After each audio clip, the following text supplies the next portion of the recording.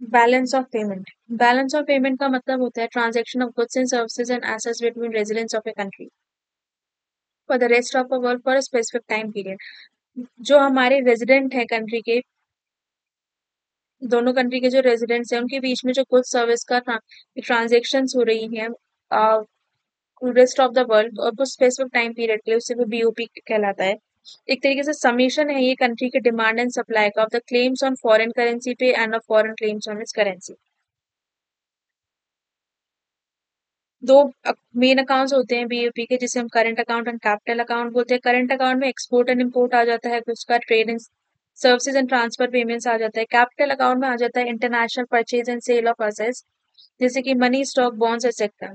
इसमें आ जाती है फॉरेन इन्वेस्टमेंट्स और लोन्स भी आ जाते हैं हमारे। ये हमारा टैबुलर रिप्रेजेंटेशन है एक तरीके से। बीओपी क्रेडिट्स इस तरफ आता है हमारा left hand side, BOP debits हमारा राइट हैंड साइड। और बीओपी डेबिट्स वो चीजें हैं जिसमें हमारा पैसा जा रहा है, एक तरीके से आउटगोइंग मनी। अब इसमें क्या हो रहा है, जो डोमेस्टिक लाइबिलिटीज हैं वो हमारी कम हो रही है। कर्जा कम हो रहा है तो पैसा दे रहे हैं हम, उस कर्जे को पे आउट कर रहे हैं, तभी कम हो रहा है। वो रेवेन्यू हमारा कम हो रहा है, पैसा जा रहा है इसमें इंक्रीज, और हमारी एसेट्स जो है इंक्रीज हो रही हैं और एक्सपेंसेस जो हैं बढ़ रहे हैं।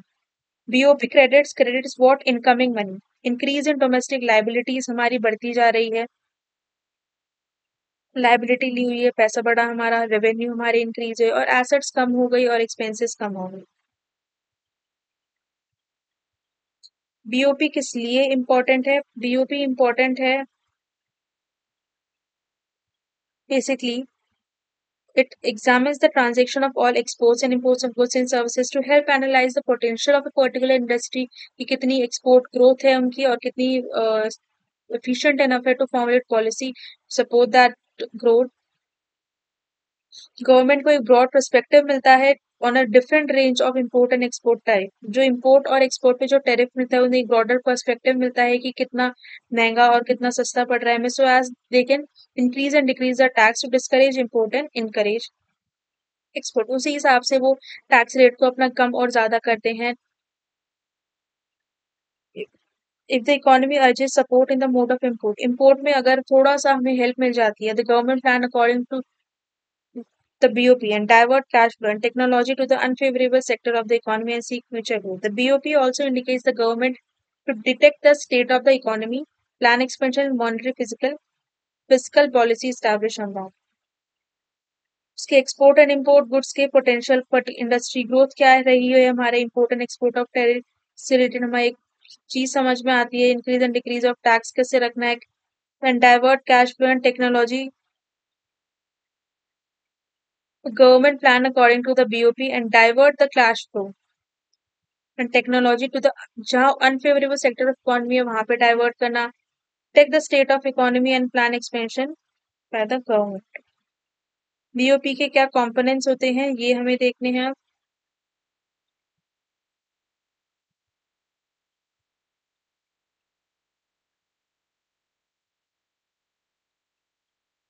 बीओपी सब क्लासीफाई होता है करंट अकाउंट पे और कैपिटल अकाउंट पे। करंट अकाउंट में आ जाते हैं सिस्टमैटिक रिकॉर्ड, जैसे कि maintain by central bank of each country.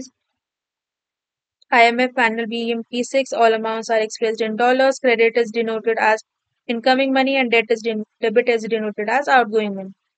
Capital account में आ जाता है हमारा जितनी भी इकोनॉमिक ट्रांजैक्शन हो रही है हमारे रेजिडेंट और नॉन रेजिडेंट के बीच में between US and India in specific time period जो हो रही है। यूएस का फेडरेशन रिजर्व जो है जो कि आउटगोइंग है,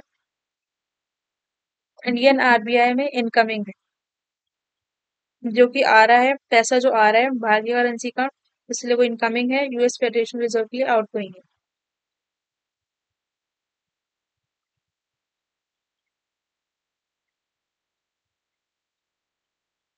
करंट अकाउंट की क्या क्या कंपोनेंट्स है? करंट अकाउंट में visible invisible goods and services दोनों आ जाते हैं। विजिबल तो गुड्स में क्या डेफिसिट है, इनविजिबल में services, income and transfer. Services में क्या सरप्लस स्टेज है, इनकम में प्रॉफिट आ जाती है थ्रू और इंटरेस्ट के थ्रू, डिविडेंड के थ्रू, और डेफिसिट स्टेज में क्या है, और ट्रांसफर्स में आ जाता है remittances, donation, gifts and surplus.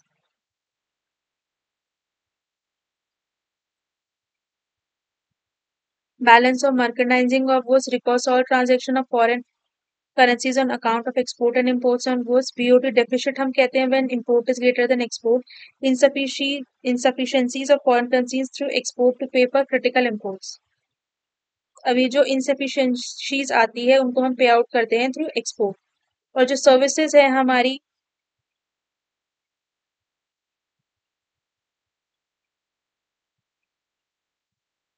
because all transaction of foreign currencies resulting out export and import and services such as banking, insurance, software, consultancy, etc. Transaction related to foreign in terms of foreign currency out on export and import of services. Factor income हो जाती है हमारी जो land labour capital से हमें मिलती है.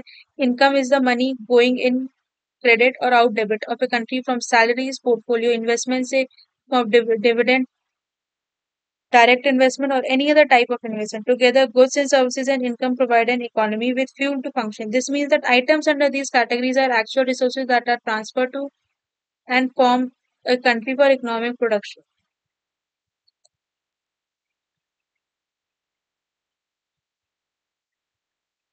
Unilateral means one-sided.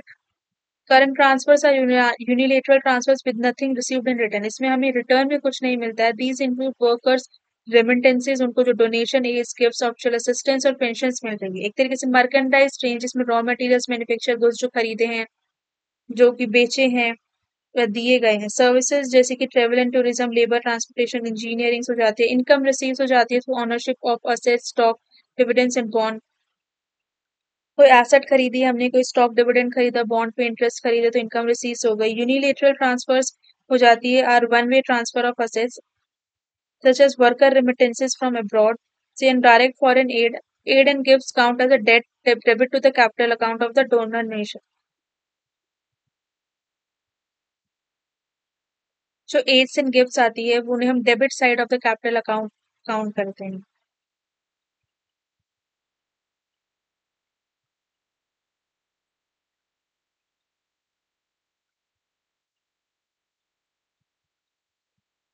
अब हम कैपिटल अकाउंट के बारे में पढ़ते हैं थोड़ा सा. Is equal to capital transfers and the sale of natural and intangible assets to foreigners, which results in capital inflows minus capital transfers. Capital inflow minus capital outflow. International capital inflow minus capital outflow. International purchases and sale of assets.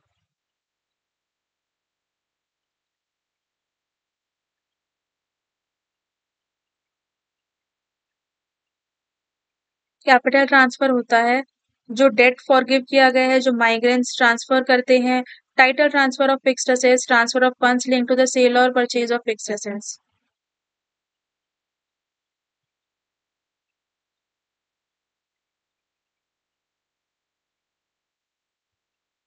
ये सब capital transfer का ही part है जो कि gift and inheritance taxes में आता है, death duties में, अनइंश्योर्ड डैमेज में, एजेंसीज में.